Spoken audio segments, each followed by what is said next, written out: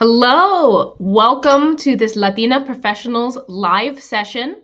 My name is Sammy Walker Herrera, and I am a public speaking and confidence coach here with you at noon on Mondays to talk about a number of topics related to your own professional growth and career success. So while you're here, you are here for the presentation called Own Your Presence, 3 Keys to Coming Across as an Executive Leader. And let me know while you're here for this presentation, where are you joining from this time?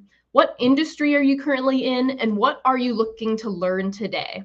There was something about this topic, whether you're here live with us or you're watching the recording, that said, hey, I want to know those 3 keys, or hey, I've had some experience owning my presence, but I feel like I can take that even farther. So let me know in the chat who you are, what industry you're in, and why you're here, because you don't know who else is in this room here. Someone who can be a really great friend, mentor, future supervisor, future client. And so we want to make sure we're using this time to also network as well. So if you haven't added me on LinkedIn or so many of the other folks who attend these Latina professional sessions regularly, don't be afraid to do so now. So let's see who's here.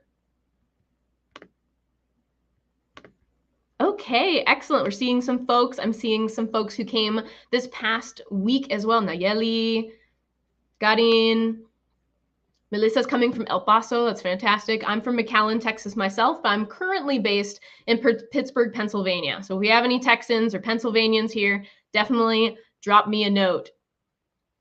Okay, and we're seeing some folks from healthcare management, financial services, working in the government, HR role, education.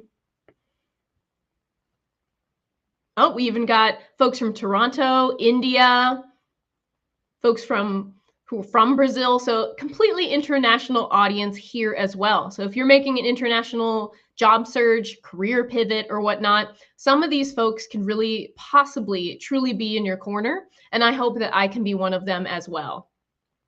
Excellent. Well, for today's session, Owning Your Presence, as you continue introducing yourselves, we're going to be really focusing on the essential elements to project an executive level presence while you're currently in your role. And these are also things to think of that you can present when you're in interviews or you're building your own confidence as a professional. So these 3 key elements, we're going to really talk about how do you focus them into your career? What is the breakdown for these keys to being an executive leader, and really having more of that executive mindset as well? So if you haven't introduced yourself, definitely do so. I want to make sure that we go right into this presentation, provide as much value as possible. But as we start, let me make sure I introduce myself as well. So hello, everyone. My name is Sammy Walker Herrera, and I am a confidence and public speaking coach. And I work predominantly with C-suite vice president and senior director leaders on really building their confidence so that they don't not take opportunities to speak. That if someone from your organization, if you have a consulting business and folks want you to speak, if you are in community organizations or even clubs and hobbies where you've been hesitant to speak up, that you feel like, hey, this is my time to really practice and own my presence. So I work with executive leaders to help them build their long-term confidence through a committed speaking practice, expert feedback, and accountability. Because there might have been times where you said, you know what, my New Year's resolution is to become a really strong public speaker. I want to join Toastmasters, or I want to do a TEDx talk. Well, with that, sometimes having someone right in your corner, whether they're right here in the comments of this presentation or myself as a public speaking and confidence coach, we can be here for you as well. So when we think about success, when we think about that executive presence and those keys to building that presence, I would love for y'all to tell me, do you want a slice of success? And when I ask that, I would love to hear from y'all in the comments. What do you believe leads to promotions and leads to career success long term? If you've ever gotten a promotion, if you've promoted someone in your career, especially if you're an HR or talent acquisition leader, for example, what are some of those elements that you notice in a person that says, wow, this is going to lead to their promotion and lead to their long-term success? And if you don't have an answer right now, We're going to be talking about those answers quite a bit today, but I would love to hear from folks who, especially have interviewed people, hired people, promoted people. What are those things you're looking for in someone who's going to be a leader down the road? And so we see from Cynthia here, advocating for yourself. So that's self-leadership, that's self-advocation as well. We see here someone here on LinkedIn is saying work performance is key. Let's see. Adrienne is saying consistency. Adriana is saying going above and beyond. Oh, wow. We have a lot of folks continuing to introduce themselves and share some of these key points. And so again, you're learning from me, but you're also teaching and you're learning from everyone else here. So if after this presentation, you're like, oh my gosh, I still need to take some notes, definitely check these comments out as well. We're seeing from Melissa as well, showing initiative, Vienna, confidence and adaptability. Okay. And a lot of these are what are elements as well of what does it look like to own your presence, to own that self-advocacy, to really deliver results, to have that strategic mindset and ability to influence, just like Cindy right here said as well. And so I'm hoping all of y'all are ready to find your own slice of success in your own authentic way. But what I want to do now is I want to share a model that's been really helpful for me as a coach to share with clients I've worked with who are trying to leverage their own experiences, the results that they've gotten, their network, to really see how far they can continue to go in their career. And so what that looks like is the pie model. I love some puns and I also love some emojis. So if you love emojis as well, drop them in the chat if you have a favorite. But let's really break down what this pie model looks like. And if you've heard of the pie model, definitely let me know in the chat too. I find it really helpful. But if you haven't heard it, definitely tune in and take some notes as well. You might be someone who takes notes on your laptop, on your iPad, handwritten, old school as well. So definitely take those notes and really get a sense of how you can leverage this model to leverage a level up in your career. So with that, and also let's cheer on Sandra here. I've decided this week to become an entrepreneur.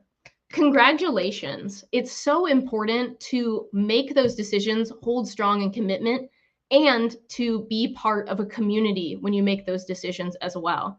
So let me know how I can be a supportive to you, Sandra, but congratulations on making that decision to be an entrepreneur. So let us break down the pie model. So the pie model was created by Harvey J. Coleman. And the point of the pie model was recognizing that himself as a Black man and many folks from minoritized communities weren't achieving higher levels of leadership success, and trying to get a sense of what does the breakdown of success look like in the sense of what should I be focusing on daily, weekly, monthly, annually that will let people know what I'm about and help me really level up in my career, whether that is a promotion, raises, bonuses, new opportunities for leadership, such as being able to lead or co-lead an employee resource group, for example. And with that, it breaks down into 3 different parts. So PI stands for performance. So write that down if you haven't already gotten your notebook out. Performance. The second letter stands for image. And the third letter stands for exposure. So I'd love for y'all to let me know in the chat, what do you think that breakdown looks like in the importance of these elements of the model? How important is performance out of 100%? How important is image out of 100%? And how important is exposure out of 100%? Now, if you're familiar with the model, I might see the correct percentages come out, but I really want to see, what do you believe that breakdown is? So we'll see that here in the chat coming up. Let me know that breakdown. What do you think? So again, we have performance for P, image for I, and exposure for E. And I'm so ready to share the breakdown with y'all soon, but I want to see a couple percentage points as we go along. All right. So let me know if this surprises you at all, if you were really off on your percentage, if you got it 100% correctly. But what the PIE model looks like is 10% for performance, 30% for image, and 60% for exposure. So when you add that together, that's 90% that's not directly related to the work that you've put in, that's related to your job description, your expectations, and your conversations with your managers. And for example, right here, all three elements are quite important. So for example, performance does amplify image as well as exposure. They are synergetic, but there's a lot of times when we overstate performance in the sense of, well, let me just work really hard, but let me also accidentally not tell anybody about it. Let me deliver results. Let me go above and beyond. But whoops, I forgot to build in time for people to get to know me and my work style and my values, and for me to also showcase what I've done. And I know what you may be thinking. You may be thinking, oh my gosh, are you just asking me to brag at work?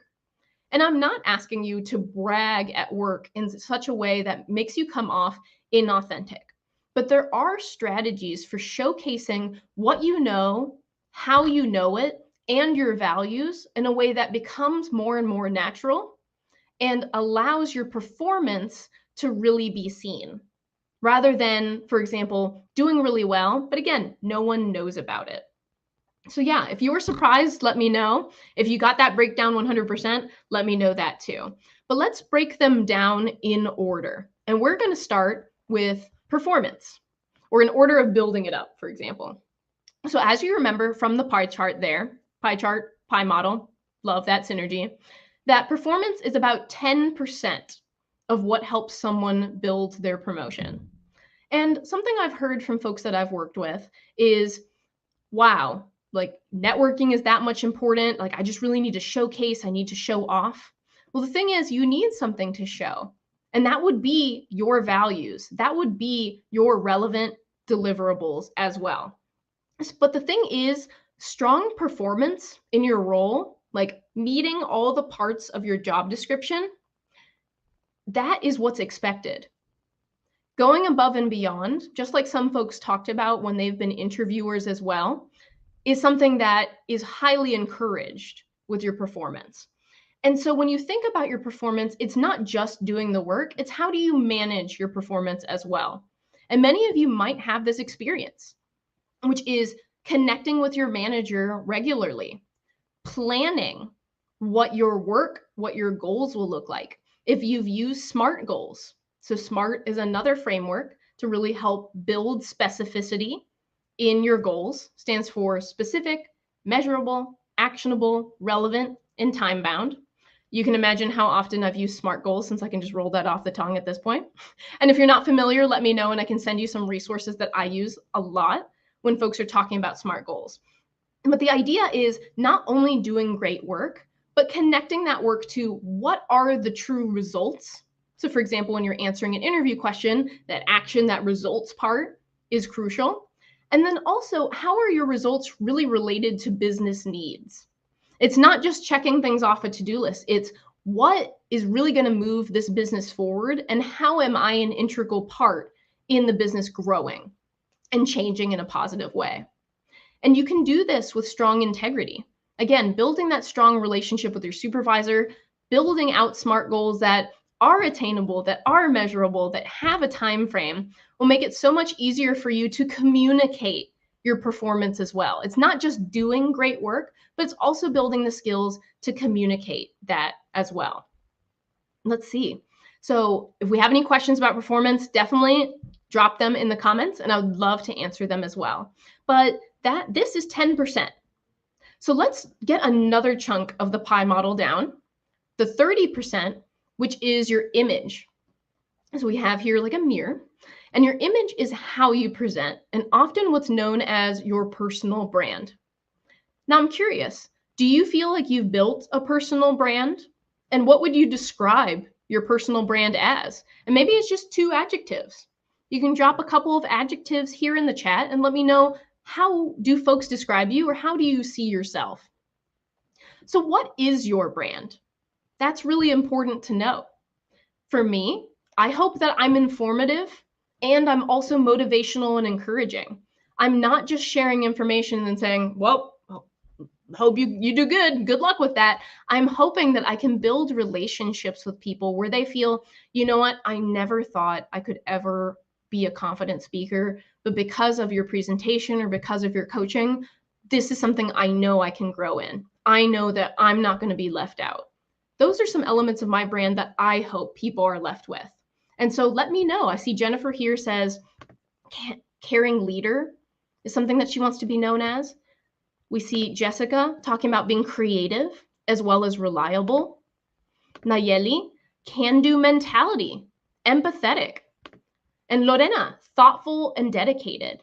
So even right now, this is a fantastic exercise to get a sense of, is your internal sense of what your brand is matching what other people know about you? Do people know you as thoughtful and dedicated? Do they know you as a caring leader? And if they don't, how do we build that brand recognition? So with that, a lot of image is based on verbal as well as nonverbal communication, which is a huge part because you want to have a strong leadership presence, whether you're hopping on Zoom or you're walking into the room. So what does that caring presence look like? What does that thoughtful presence, that can-do presence, that empathetic presence as well? And I remember there was a comic floating around for a while saying, dress like your dream job, and a number of people dressing up like Batman. But if you notice yourself and you think about what I want to look like as an executive leader, and start matching your external or style image that way. Now, I'll let you know I'm not a style coach, I'm not a fashion expert whatsoever, but there are ways that we can build some of that confidence through what we wear and not only how we speak as well. And oh my gosh, I absolutely love how many brand adjectives are coming up in the chat. See Ashley saying being motivating and collaborative, Pallavi, dedicated and ambitious. And Jennifer, I'm glad that this is golden. I'm glad this is helping you really get a sense of what you want your image to be, because it's not just what other people see you as, it's what you get to craft. Now with that, one thing that can be super important, and one thing I highly urge all of y'all to do regarding your image is more than defining it, it's getting feedback from others on whether it aligns or not. So for example, if you are Patricia and you're saying, I'm dependable and helpful, find yourself a mentor or a coach who can help give you feedback and let you know how you're viewed in the organization. So a mentor within your organization can be very helpful. A coach within or outside of your organization can also be helpful. There's a lot of times I look at someone's LinkedIn profile and I get a sense of the brands that they're showcasing that they don't even know that they're showcasing, right? Oftentimes that feedback can really be helpful in illuminating the ways that we talk about ourselves that we had no idea we were talking about ourselves in that way. Maybe we highlight ourselves as someone who's super innovative, but your LinkedIn profile or the way you talk about yourself comes off as very traditional and very much completing to-do lists. That doesn't match very well with that specific brand. So getting feedback from the outside can be absolutely helpful. And I know a lot of executive leaders, they'll have 360 evaluations as well to get more of a sense of how they're viewed.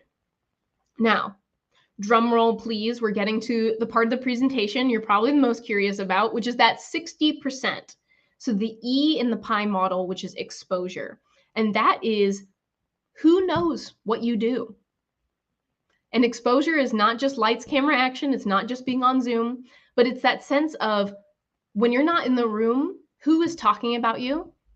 Who knows what you're doing? And how is that promoting your career where you're not actively having to promote your career and you can focus on some of that performance as well? So the Stoic philosopher Seneca, because I love me a good quote and I love good philosophers, said, luck is what happens when preparation meets opportunity. Now, a lot of your performance and a lot of the brand that you build becomes your preparation. The visibility that comes from exposure allows you to access opportunity. If you have your head down at your desk and you're not letting people know what you're doing, you're missing out on so many opportunities to really stand out as a leader in and outside your organization. So when we talk about internal visibility, What are you doing to possibly lead or manage events? Are you posting about your successes on LinkedIn? And let me add a caveat to that. You don't need to be posting on LinkedIn every 2 seconds. Maybe it's something every couple of weeks, once a month. You start building that muscle to showcase more about what you've done and what you're proud of in your work. Perhaps you take on a leadership or co-lead for an employee resource group. You're creating social events. You're letting people know what you are doing, including your supervisor, more regularly forwarding emails from clients or emails from other organization members who are saying, wow, you're doing a fantastic job. Let me know if any of these strategies are ones that you've tried before in the comments. Now, when it comes to external visibility, that's important too, especially if you're job seeking or you're hoping to do a career pivot, because you want to expose that new brand of yours to recruiters, to hiring managers, and to other people who could possibly share referrals to you in their organizations. So with that, are you joining and are you active in professional organizations such as Latina Professionals? Are you presenting or attending conferences and showcasing who you are? Are you managing events and you're introducing yourself to keynote speakers, to presenters, to folks like that? And the thing is, these specific skills, like how to manage your own visibility, manage your image. I saw a bit earlier, there's a comment that said, well, what if this is not common in my culture? What if this is something that's not culturally as relevant to me? And the thing is, I liken it to how to build public speaking skills. There are some folks who have the natural talent or they were trained early on to be able to share more of that exposure and that image. The thing is, all of these skills are also just that. They're skills. And whether you've had the training in the past or you have the talent for it, these are things that you can try on little by little and create your own personal strategy for your image and your own personal strategy for your exposure. You don't have to do it just like anyone else. You get to do it in your own way, but you have to try it out. You have to build just a bit out of your comfort zone. And often, again, finding a mentor or a coach can be really helpful in building that motivation, because without that accountability, it becomes something that falls all the way to the bottom or completely off the to-do list. Let's see, we see Alma here. I've been building my brand on LinkedIn and joined ERGs as a co-lead. Congratulations, that's fantastic. If we have any other ERG leads, co-leads, members here, definitely include that as well. I'm really glad that this is motivating and supportive for y'all. And so I want to move further and talk about, what does this mean for you? What does this mean for your team? And so when you think about that, one of the things I find is that public speaking and public speaking confidence is a thorough line throughout all of these: performance, image, and exposure. So what if part of your performance is giving presentations, managing a team, cross-functional marketing or cross-functional communication between teams that you don't have as much exposure with or that you don't know your colleagues too well? So that's within that 10% realm of performance. Regarding image, you need to be able to answer that sometimes dreaded question, tell me about yourself. You need to be able to highlight why you're a value add, whether you're in the organization or you're interviewing for the organization, and really answer that question, what do folks come to you for? That is a key brand question. I'm going to repeat that again because I don't always include every piece of information on my slides. What is a topic or information that people come to you for? That can be a huge part of your brand that's untapped, that you can tap into to build that brand more, share it with others, and build those opportunities for exposure, again, within your organization and outside of your organization. Now we see a question here from Victoria. That's a fantastic question. What's an ERG? So an ERG is an employee resource group. These are groups within many corporate organizations that focus on identity and that focus on building a community and having many events, whether they're professional developments, events, fun events, community events as well. So for example, I've spoken to a few Hispanic, Latinx ERGs or employee resource groups about confidence in the workplace. So they brought me on as a speaker. A lot of folks, they'll bring in dance events, or they'll bring in trivia events, or they might go to a happy hour or whatnot. And again, it's a way to build community, and essentially it's a strong way to build leadership as well within your organization too. But if any of y'all have been part of an ERG or lead an ERG, definitely include that in the chat so we can educate everyone who's here. So with that, the last one is the exposure. What does that mean for public speaking and exposure? Well, are you communicating your wins? Are you communicating them to your manager, to your team, on LinkedIn? Are you emailing your supervisor? Are you speaking up and sharing insights at meetings? How are you building that sense of, I know who Sammy is, and I know what she's doing, and I'm really looking forward to hearing more? That can be really helpful for building that experience as well. Victoria, you also asked regarding joining the Latina Professionals community. Now with that, you can definitely, we'll share some links regarding what that community, what the organization looks like, membership as well. It's going to be a lot more than these events. It's going to be so much more that you can engage with and build more in community as well. So I'll make sure I share that after this presentation. All right, well, I want to leave some time for this Q&A here. I will shut this off here. And I see we have a couple questions here. If you had any questions that I wasn't able to answer, definitely include them here in the chat, because whether or not it's live, I'll make sure to answer them here in the comments. But I see here, Jessica, I'm a newly nominated co-chair to our employee resource group, or ERG. What is the best way to promote that on LinkedIn? Okay, Jessica, well, there's a couple of ways you can do that. From a brand perspective, one thing that you can include is you can include that leadership experience on your LinkedIn. So under your company entry, you can include that you're a lead or a co-lead of the specific ERG. You can also put that on your headline and say that you're a lead for the specific name of the ERG. That can also be helpful, because then folks can see, okay, great, Jessica is in this leadership role. Another thing that you can do is you can post on LinkedIn. You can say something, I'm happy to announce, I'm excited to share, I can't believe I get to, those kinds of really opening lines or phrases to say that you're excited about what it looks like. In that post, you can say what some of the initiatives you hope to do are. You can include a picture of being part of that ERG, especially if you had a virtual event or an in-person event. So I think these are ways to really put front and center that this is a leadership role that you've earned, and how folks can connect with you about that. So let me know if that is a helpful answer for you. Let's see. Okay. I see a lot of advice coming up in the comments regarding ERGs and inclusion teams at organizations. Again, you don't have to be part of an ERG. You can be part of a committee that's working related to your performance goals that can help you enhance those as well. You can start an ERG if there isn't one that exists, or start a subcommittee or committee of sorts as well. So really building or finding those leadership opportunities can be a great way, again, to extend that brand, extend the exposure. And like one of the comments here says here, not to the detriment of your current role. You want this to be something that amplifies as well.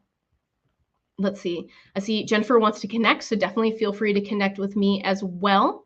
And so as we are closing this session, I want to highlight ways that we can connect.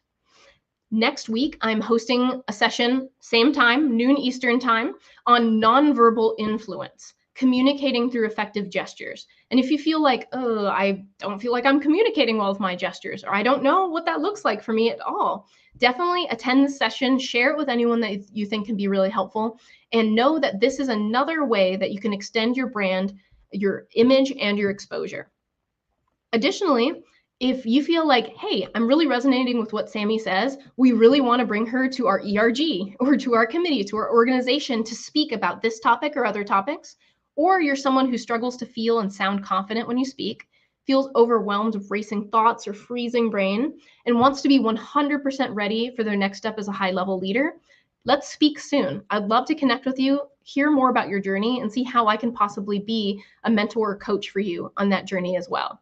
So join the Latina Professionals community. You can connect with me here on Mondays at noon Eastern, and connect with me at sammy@speakyall.com or speakyall.com in general. I will make sure that we include the link for membership to Latina Professionals, because again, Attending these sessions is amazing, but joining Latina Professionals is just the next level up. So thank you so much for attending this session. I see here, where can I access the event invite? I'll also include that in the comments as well. And I really appreciate the time that you took to be part of this session. If you're able to take away one single nugget that really helps you level up in your career, I feel like my job here is done, and I feel really grateful to connect with y'all. Alrighty, feel free to connect with me on LinkedIn, follow me, and I will see y'all next week.